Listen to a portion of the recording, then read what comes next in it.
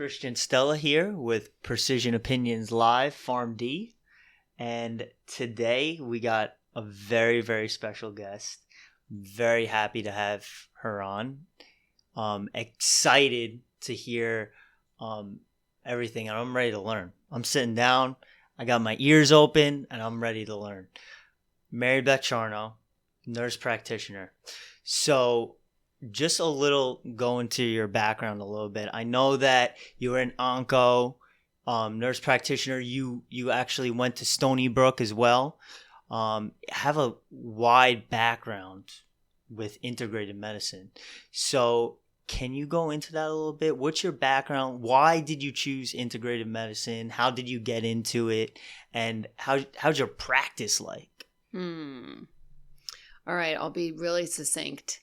So I think because I came from yoga before medicine.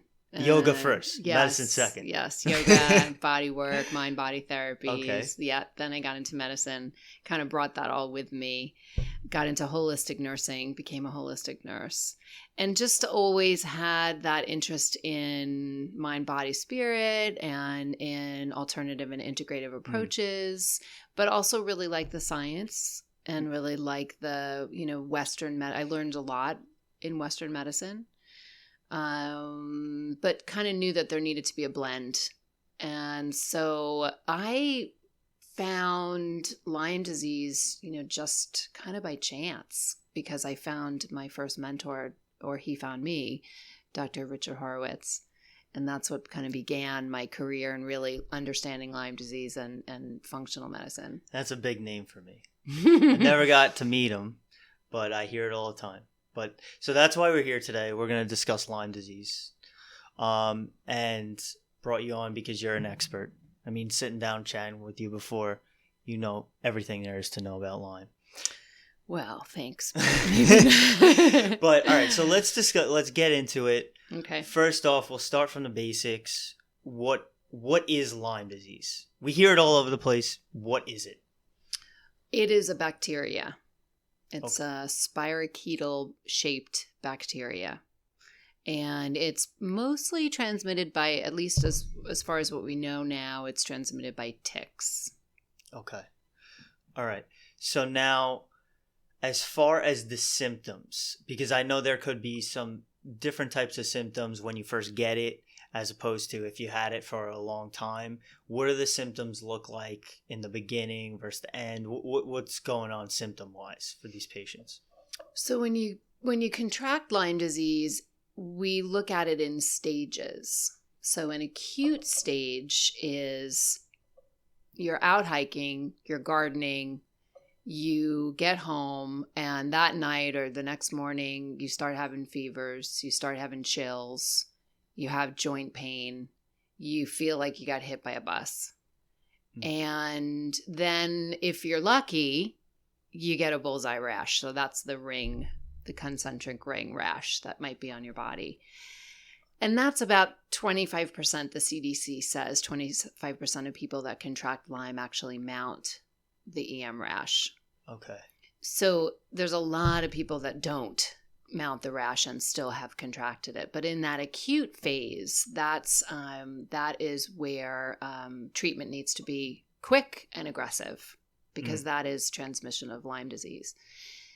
It can go unnoticed, so you can have contracted Lyme disease and not had the acuity of the symptoms, or it could come and it could pass. Okay. So maybe you thought it was the summertime flu. Okay. And maybe you were sick and for 3 especially days. if you don't have the rash, how are you going to know? Mm-hmm. Okay. Yeah.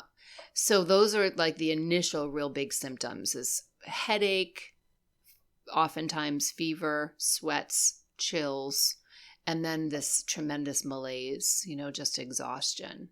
Okay. And that can come and then that can go. In some people, it'll kind of clear on its own.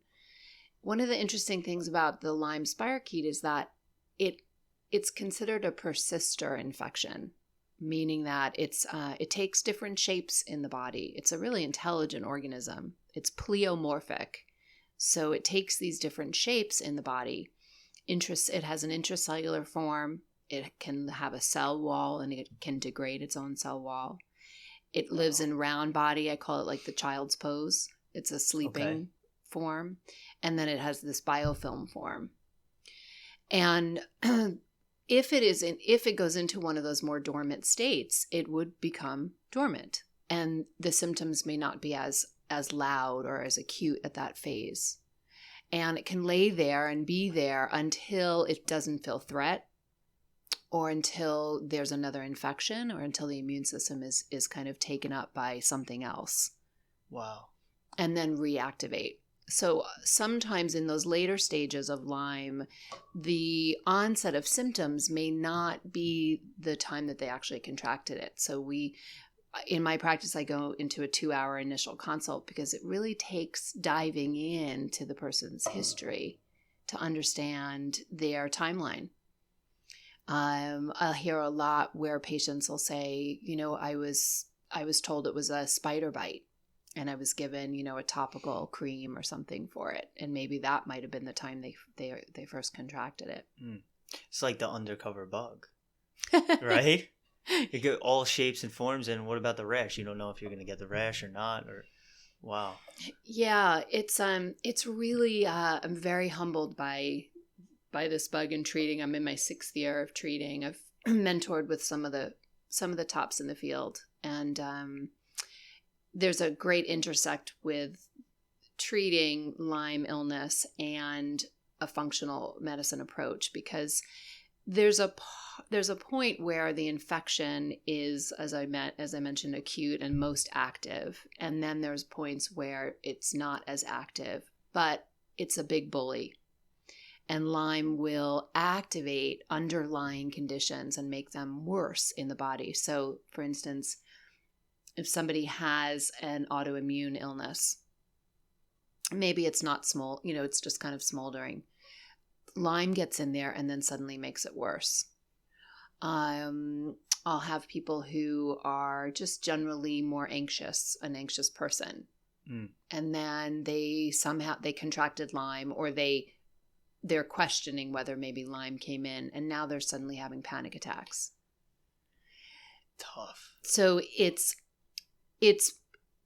always suspect as a clinician when somebody says, but I wasn't this way. Like the doc will say, well, you're anxious, or well, you've had, psychiatric issues. You hear of patients going to 50 different doctors before they figure this out. Yeah. And that's also kind of a clue as well, that there may be one of these infectious bugs that are persistent in nature, that's causing downstream effects. Okay. Mm-hmm. So I feel like it would be, since it is kind of a disease where it's hot, it's cold, it's black, it's white, you don't know where it's going, something to kind of slam the hammer down would be lab testing. So what kind of labs are you looking at for when you see a patient?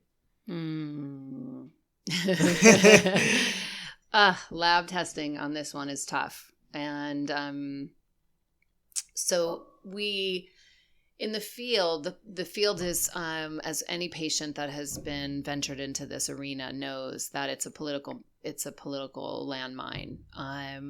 We kind of have two sides of the debate right now. There's the CDC and the Infectious Disease Society of America, and they have given guidelines as to how to diagnose this illness, what tests to run, and then how to treat it. And then on the other side of this debate are groups like one of the ones that I'm affiliated with, ILADS. Okay. Yeah, the International Lyme and Tick-Borne Associated Illness Group. And they also have their side of how to diagnose it, how to test it, and how to treat it.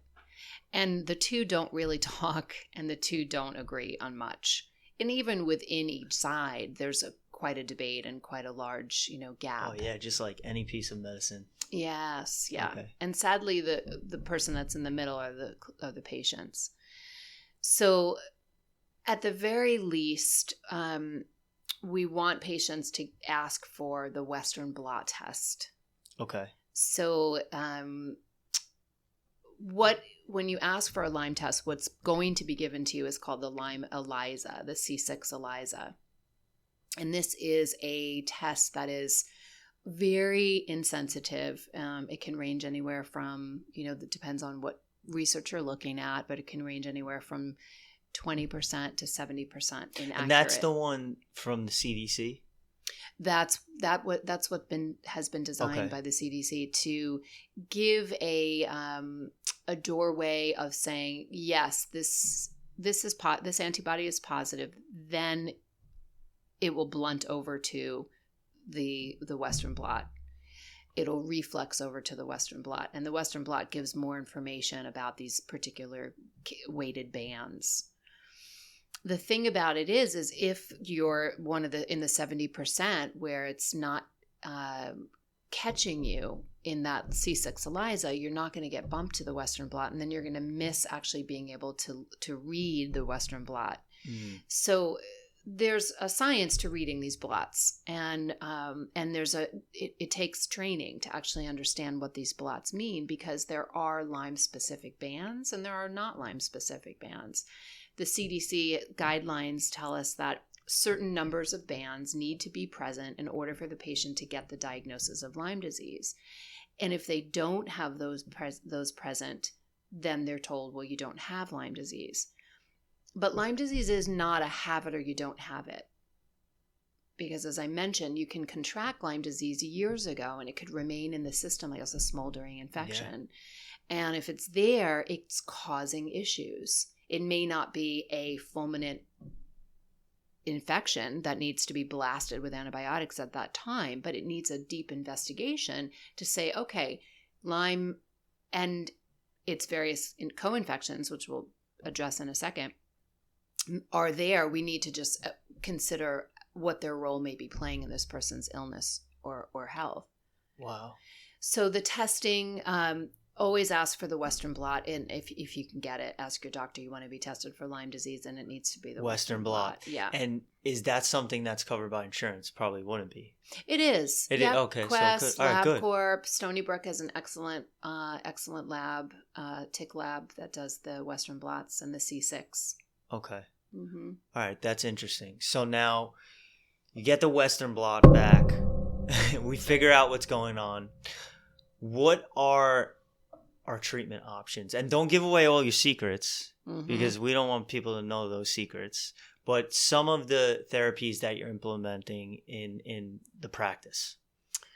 Well, what I do when I'm working with somebody now in my practice, I'm generally I have an acute bite visit. So when somebody has contracted Lyme in this, in the summertime, in the warm weather, and everybody right now needs to start considering, protection and prevention. And we'll talk about that in a bit. Yeah. When there's an acute bite, I do treat aggressively. So again, the guidelines generally from the CDC and the Western medical community will be anywhere from 2 pills of doxycycline up to 3 weeks of doxycycline. There's a range. That's the antibiotic that's treated for Lyme, used for Lyme. And because of the life cycle of Borrelia, it is not a 2-day, it's not a 3-week life cycle. So it's a 4-week life cycle. So we treat into the 4 weeks, and then I generally treat in using antimicrobial herbals beyond that into a 6-week cycle. It also is really listening to the patient as to maybe they've had Lyme before, and then that might also change treatment options. But antibiotics, absolutely, most of us agree, are necessary in acute Lyme disease. Even the alternative folks that do, things like herbals something only. The two sides can agree on. Yeah. Doxy. Yeah. Yes, and you, as your pharmacist knows, it's a great drug. It's such a broad spectrum. Oh, yeah. It can, it's really tolerated by most. But also one thing to just mention is dosing. So 100 milligrams twice a day, everybody gets. But we want to get the bacterial cidal benefits of this drug, not the bacterial static. So for we're most kill people, that cell completely. We got to get up to higher dosing. So for most people, I'm going up to 300, and then many people twice a day or once a day? 300 a day. Okay. Divided. Divided, so 150. So maybe like 2 and 1. Okay. Or 100 3 times a day, because Doxy can be a tough drug. Oh, yeah. And if there's somebody 180 pounds, 200 pounds, I'm getting up to 400. Wow. Okay. And we have to be careful with the gut. So as an integrative approach, we always use, things that are going to be protective, GI, also making sure that they're doing some detox. Okay. Using things like N-acetylcysteine or milk thistle for the liver, making sure that they don't have a history of gastritis or esophageal issues, putting them on glutamine if they do. But that's fairly, consistently agreed upon. The details of it still are in debate, but that's how I treat on the acute. When it comes to the chronic, it's a whole other thing. That's a toughie right there. There's kind of groups of people in the more chronic states. So we might have like an autoimmune type Lyme person. And that's the person that has these like intermittent ANAs, these anti-nucleotide antibodies that pop up. Okay. And, maybe it got caught by a primary care provider and they're like, you have an ANA pop up. And they're sent to rheumatology. And rheumatology is like, it's inconsequential. And they've had this autoimmune type kind of illness. They have a lot of arthralgias and joint pains. And that's a very different kind of Lyme patient than the Lyme patient where it presents in more neurologic patterns. Like a brain fog. Yeah. I know that's a biggie. Brain fog, the twitching, the numbness, the tingling, the burning. Which brings me to some of our co-infection guys like the Bartonella, some of these other bugs that are carried on the ticks, but also carried by many other types of insects that transmit disease. Fleas, lice, cat scratches, mosquitoes. Okay. Wow. And when when the soup that you're swimming in is contaminated, which sadly increasingly our world is. We know that. Our detox pathways are getting a little bit more challenged and the immune system is struggling a little bit more than it had been. And then we bring in these infections. We see it in, the COVID-19 infection. We're having a hard time. So it's not a question. I just can't understand why it's still so debated that Lyme disease can be a persister infection and why it takes a specialist, not necessarily an infectious disease specialist, but a specialist who understands how to kind of peel apart where this infection is and where the dysregulation in this system is occurring. And it's not just about blasting with antibiotics. Anybody that is in my level of the field, we're not just saying, we're just going to throw, tons of antibiotics on the soil and that's the way we treat Lyme. So it's complex. Sounds wild. Sounds very complex. And blasting antibiotics, no one wants that. No, you can kill someone's gut and push them back.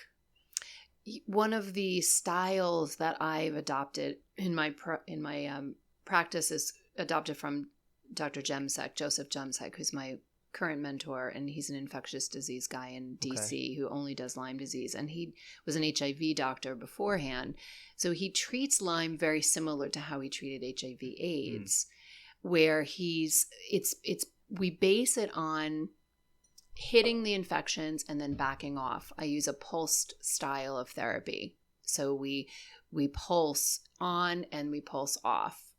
Days on, weeks off. So you're not hurting the patient.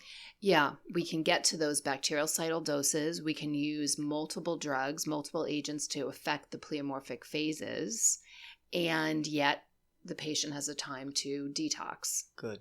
Oh, wow. And the immune system gets to really understand what we're doing, because ultimately we want the body to be able to begin to recognize the infections, and the Lyme has an intelligence to be able to really disarm the parts of the immune system that survey the infections.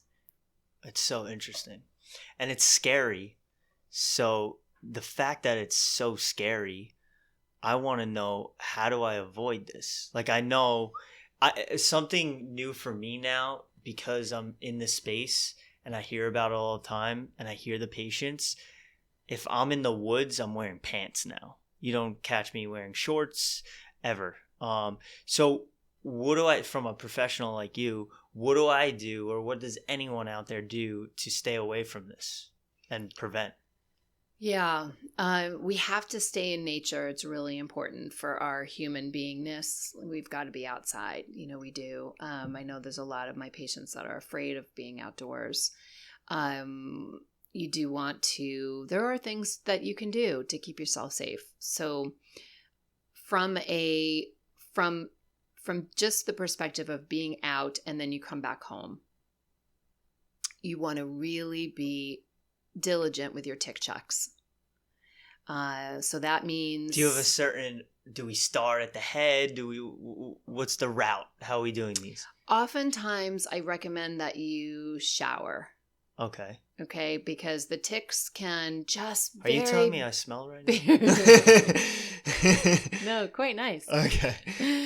Just barely attach. They can, before they start penetrating. So you want to really be able to brush them off. So jump in the shower, use this, use a washcloth, use a sponge, and then do your tick checks. And you want to be particularly looking in the folds of the skin. Ideally, somebody else is helping you do it. You want to be looking in the head of the shorter people and, of course, the kids, because ticks are going to crawl from the ground up, and they're going to stop at places that stop them, so curves of the body. And for little kids, they can often get up to the head. Okay. And so doing that anytime you're outside, and we're starting to get into the season now. The adult, there's a 2-year life cycle to the tick, and the ticks there's still adults that are going to start coming out of hibernation, and there are the new ticks that are being born and the larvae. And, it's the nymphal ticks. Those are those tiny, tiny little ones that are like the, size of a poppy seed. And those are the ones that are most problematic for us as humans because we don't see them. Okay. It's the adult, when they start to grow to the adult size, that's often where they're spotted. So you want to say you're going out, going for a bike ride, going for a hike, just don't go to that party before you really do a tick check, or go into the bathroom, ask somebody to come in. It's serious, because the way to prevent you coming into my door as a chronic Lyme patient is to prevent, actually, like you said, contracting it. Additionally, there are topicals that you can use. Really? And companies now are making these permethrin embedded clothing. So permethrin is a chemical that you can spray onto your clothing, and you spray it outside and let it dry. And it penetrates into the clothing, and the ticks can't attach onto the clothing. That's interesting. Wow. And so they have impregnated now clothing with permethrin, socks, and so, like, I have a couple of gardening outfits, and I just spray them throughout the season. Like you said, wearing, if you can, tube socks or socks that are going to go up to the knee, topically spraying. If you're you're a hunter, you're out there in deep grass and woods, go for the DEET.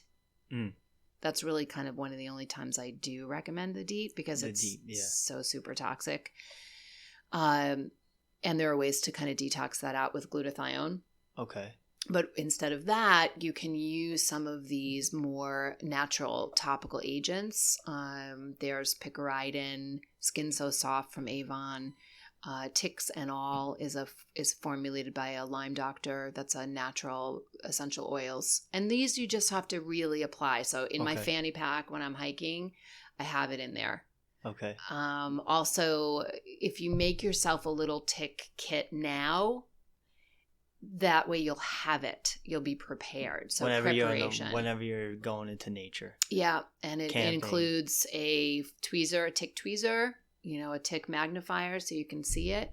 A topical. I use a couple of different essential oils, your spray, and my phone number. There you go. And that's what I want to get to. So where does everyone find Mary Beth Charno? My website, marybethcharno.com. Okay. And there's a contact me link there. Okay, good. And my office is in Kingston, upstate New York. And I also have an office now in Smithtown. Okay. Inside Smithtown Acupuncture. So patients do need to see me in face-to-face in consult. And then from there, most people we're doing remote, telemedicine after that. All right, good. Well, I want to thank you for coming on. Thank you for educating me and everyone out there that's going to listen to this. I'm going to put all your information in the bio, and we're going to attach some of those products too, so everyone can get their tick bags together. Okay, great. Right? Yeah. Thanks for bringing me on.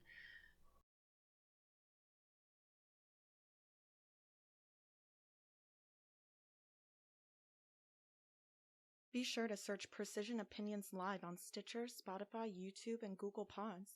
And make sure to follow Precision Pharmacy on Instagram, Facebook, and all other social media platforms. Hello, this is Christian Stella from Precision Opinions Live. You can reach us by email at compounding@precisionpharmacy.net or our phone number 516-785-4774, extension 2 for compounding. Thank you very much. Thanks for viewing.